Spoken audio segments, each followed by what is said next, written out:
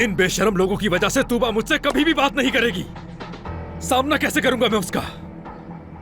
वो कहेगी कि तुम्हारी बहन ने मेरी माँ का घर खराब किया है। लानत हो तुम पे।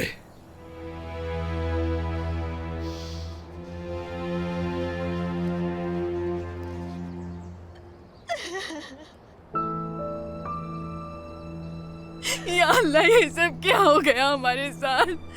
कैसे बर्दाश्त करूं मैं? बेरिन,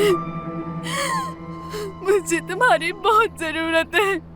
मैं इस वक्त बहुत अकेली हूँ बेरिन। काश तुम मेरे पास यहाँ हो। तुम अकेली नहीं हो।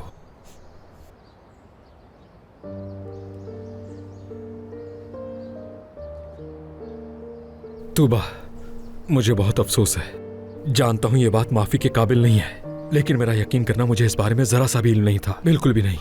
तुम्हारी गलती नहीं है जिम, खुद को कसूरवार मत ठहराओ।